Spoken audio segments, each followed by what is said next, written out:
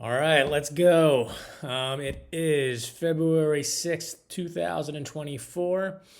Uh, Happy anniversary to the East Coast, one of the East Coast's biggest snowstorms ever on the 5th and 6th of February, where we got over 20 inches over in Northern Virginia where I live. Um, Not so the case right now. Right now, I've got the pressure up. Now, last video, I talked about the Arctic Oscillation and the North Atlantic Oscillation and how those could be playing an effect and a role on our forecasts. I'm just kind of reevaluate some of those things on this video. And if you stay tuned and like and subscribe, you could win this hamburgler. All right, here we go. So the Arctic Oscillation and the North Atlantic Oscillation. For the East Coast to have its best storms, we need those to be in the negative phases. What's that mean? It means that higher pressure will be in the north and lower pressure will be in the south.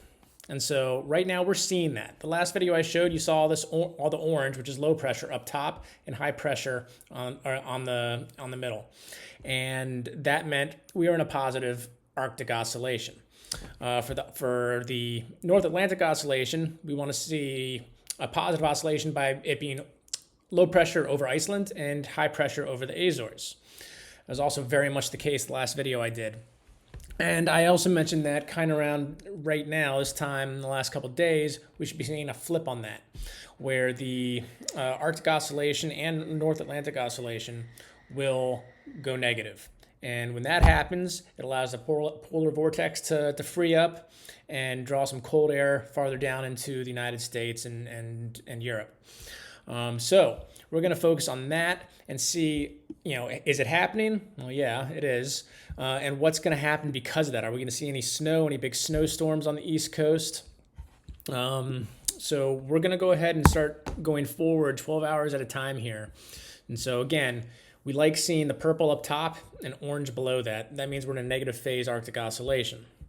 And we can see over here, there's still a lot of orange over here near Iceland, but not over Iceland. A lot of high pressure over here. North Atlantic oscillation is turning negative as well. It's not turning as strongly negative as the Arctic oscillation appears to be, but it's negative nonetheless, but probably a little bit loosely. And so right now we're 55 hours out. I'm going 12 hours at a time. We'll go a day at a time. We can see this pressure kind of remains the same. There's a lot of high pressure around up here, a lot of low pressure down here. That's good. That's the type of atmosphere we need for us to start seeing snowstorms. Puts the Arctic and North Atlantic oscillation in negative phase, but again, the North Atlantic oscillation is only a little bit. The Arctic oscillation is very negative. Ideally, for an East Coast snowstorm, you want both to be negative. I think probably especially that North Atlantic oscillation, which right now it's just a little bit. They have an effect on the jet stream, which also has an effect on the polar vortex. If we look at the jet streams, right now we're at February 12th.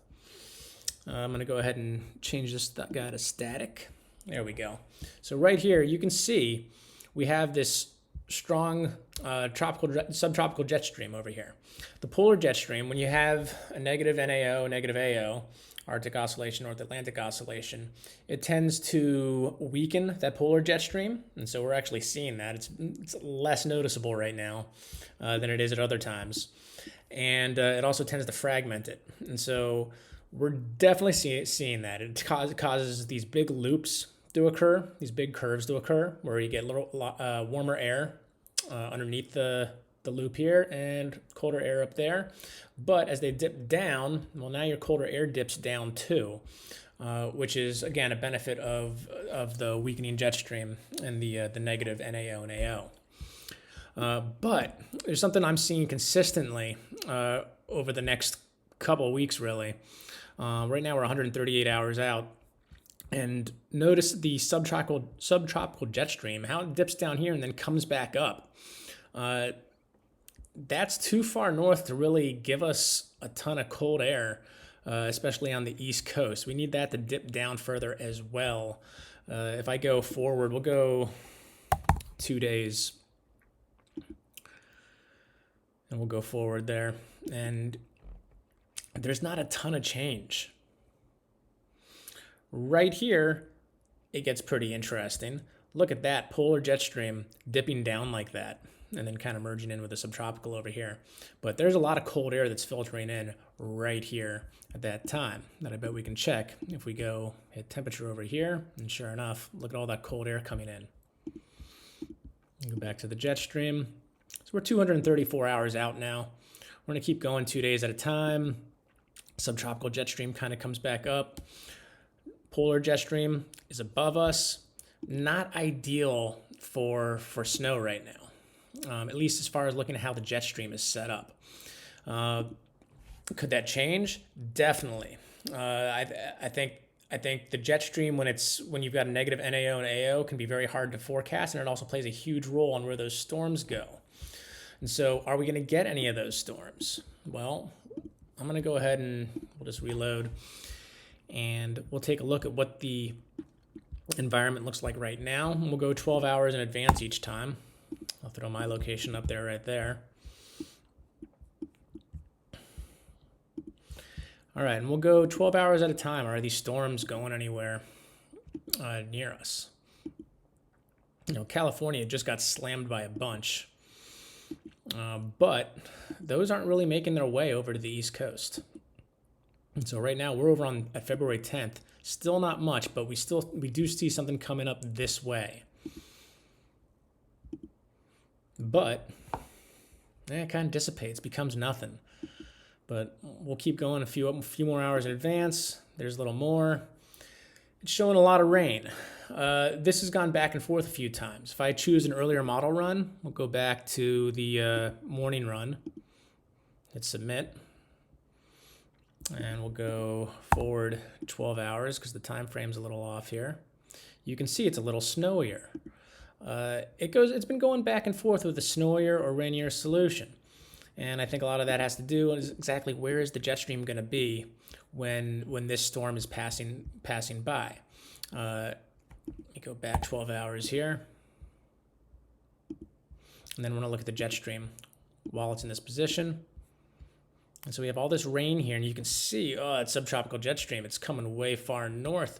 There's a little bit of a polar jet stream right there, and we're kind of sandwiched in the middle where it's kind of going to be kind of too warm. But a little bit of movement in this jet stream, and this is still, a week out, could make a big difference. That could give us a decent snow. So we'll have to wait and see. What kind of precipitation is happening elsewhere in the country? You might have heard Los Angeles has gotten a ton of rain. I've got some cool new parameters I'm trying to put up on PT Weather right now. It's not available to the public yet, but I've got these reanalysis parameters, which will include snow and rain. Right now, I can show you snow. Can't show you rain yet, but I want to show what the rain has looked like in Los Angeles and California this past week. It's been a little crazy. And so right here is just from the national from NOAA. It is showing the amount of rain that's fallen in California over the past week. And, you can see Los Angeles down here. It's got a lot of pink, just a few places with white. Well, pink and white are over 10 inches of rain. White is over 20 inches of rain. That's crazy. How much more rain are they going to get? We can highlight over that area, and we can go to, I'm just going to reload here. And then highlight over the area. And we're going to go to ags, and we're going to go look at precipitation in the GFS daily. And we'll say anytime between now and we'll see the next week. We'll go through the 12th. How much more rain are they going to get? Quite a lot. Let me make that map a little bit more see-through so you can see where Los Angeles here is. See all that red? That's rain over an inch. We can turn this to relative to make it stand out a little more what's going to get what. And so now the yellows, those are over 2 inches of rain. So Los Angeles is not done yet. They've still got a couple more inches to go. They're getting as much rain as they normally see in a year in just a couple weeks. That's pretty impressive. I don't know if anyone's ever seen the movie Escape from LA, but that's basically the scenario that's happening right there. So, yeah. All right. So last thing to say is, again, it was the anniversary of our giant snowstorm in the East, our 14-year anniversary back 2010 on February 5th and 6th. We got just hammered with snow. you can actually see some of that by going to, there's a couple ways to see this on PT Weather if you want to go back and analyze past snowstorms. You can go back to the Era 5 Daily model right here and choose snow. And you can choose your start date 2005, or February 5th, 2010 to February, we'll just go with 8th, 2010. We'll give an extra day on each side just to get us, be able to show as much snow as possible that fell. And so this will show your snow totals if you hit submit over the course of those days. And you can see, bam, that's pretty impressive. That's awesome. So hopefully we see something like that again someday. If you want to see a higher resolution of that, I will have that available soon. If you're still sticking with me, hoping to get this hamburgler, if you go to reanalysis 20, no, you can't go to this. Only I have this right now. My apologies. But I'm working on putting higher resolution precipitation totals into PT Weather. These are from the Era 5 model. It's quarter degree resolution.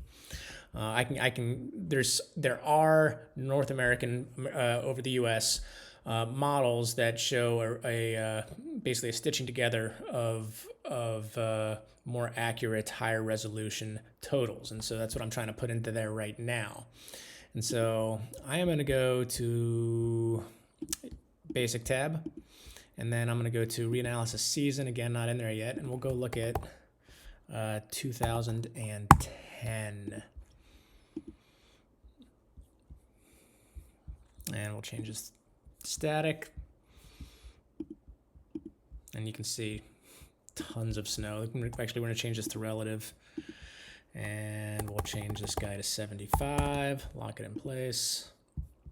And there we go. Our higher resolution snow totals. This is actually for the whole season of 2010. But you can see it's a lot more detail than that other map I showed you. And so I'm hoping to have this into PT Weather soon so that everybody can use it. All right. If you have stuck around, I'm sorry I lied. You're not going to get a hamburgler. I got to be honest, I don't even know how I'd get it to you. But please like and subscribe. Use ptweather.com. Honestly, the whole reason why I make these videos is to expose people to it so that they can use it to do their own weather analysis and also give me feedback on what they'd like to see in it. All right. Thank you for listening. I hope this video wasn't too long. I'm going to stop talking now.